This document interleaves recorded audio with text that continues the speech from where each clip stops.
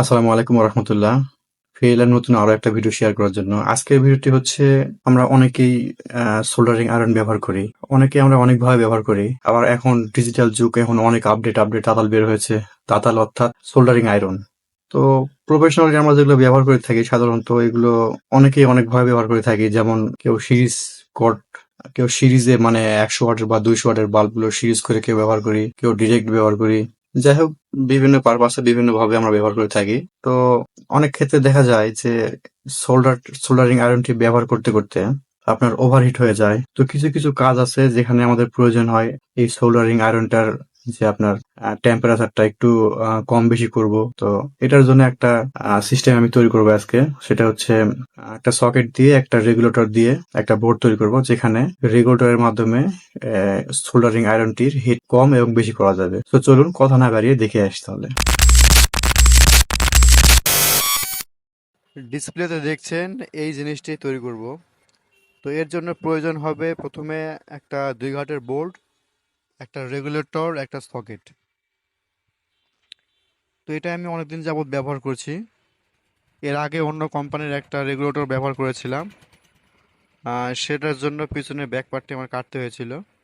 তো এখন বর্তমান যে রেগুলেটরটি আছে এটা একদম মাপের আছে। আর রেগুলেটর থেকে কিন্তু আমি এক্সট্রা করে তার বের করেছি, কারণ রেগুলেটরের যে তারটা ছিল সেটা অনেক দুর্বল।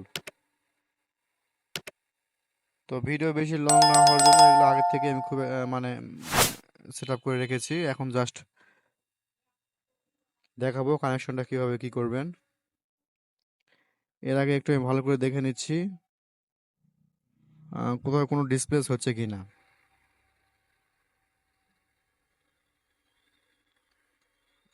সব ঠিকঠাক আছে, কোথাও কোনো সমস্যা নেই, সমস্যা দেখছি না। ওকে, বোর্ডের স্ক্রুগুলো লাগিয়ে নেই। ওকে, বোর্ডের স্ক্রু লাগিয়ে নেওয়া শেষ। এখন কানেকশনগুলো খুব মনোযোগ সহকারে দেখতে হবে। যারা এই সিস্টেমটি তৈরি করতে চাচ্ছেন তারা অবশ্যই মনোযোগ সহকারে দেখবেন, আর যারা জানেন তারা অবশ্যই ভিডিওটি স্কিপ করতে পারেন, কোনো সমস্যা নেই। তো এখন যে ওয়্যারটি দেখছেন এটি আমি সকেটের সঙ্গে লাগিয়ে দিচ্ছি। এটা হচ্ছে রেগুলেটর থেকে আউটপুট হয়ে পজিটিভটা সকেটে ঢুকবে।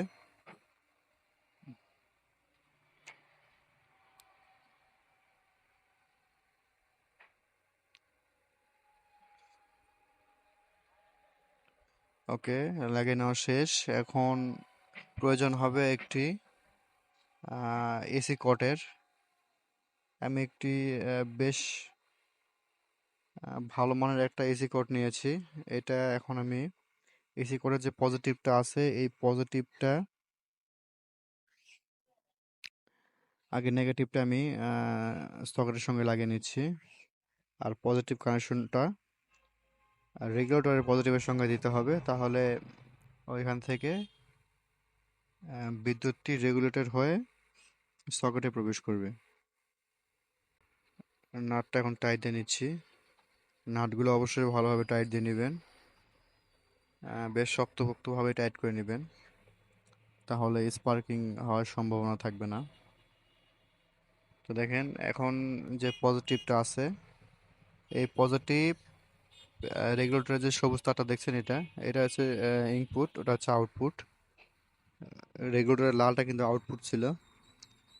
তখন এই তারটা আমি কেটে নিয়ে এসি কটের যে আহ, লাল ওয়্যারটি আছে বা এসি সংযোগের যে তারটা আছে এইখানে আমি কানেকশন করে দিব।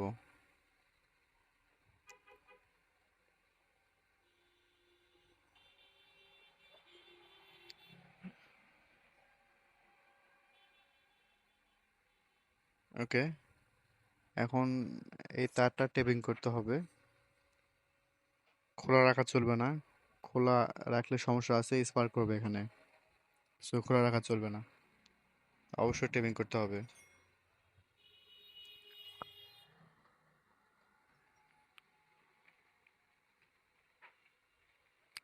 ওকে, টেপিং করা শেষ। এখন বোর্ডটা সেট করব। ভিডিওটা একটু ফাস্ট ফরওয়ার্ড করে দিচ্ছি। ওকে, সেটিং করা শেষ। এখন দেখেন বোর্ডটির লুকিংটা কেমন লাগছে, অনেক সুন্দর। তো এখন টেস্ট করব। টেস্ট করার জন্য আমি এসি সংযোগ দিয়েছি এবং একটি মাল্টিমিটার নেমে দেখাচ্ছি এখানে। ভোল্টেজটা আমি কম বাড়া করব। দেখেন, দেখেন, ভোল্ট কিন্তু আস্তে আস্তে কমছে।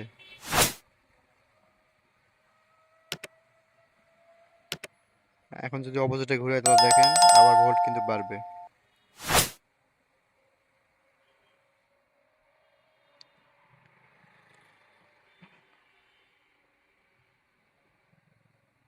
তো এই ছিল আজকের মতো ভিডিওটি ভালো লাগলে অবশ্যই লাইক কমেন্ট শেয়ার দিয়ে পাশে থাকবেন।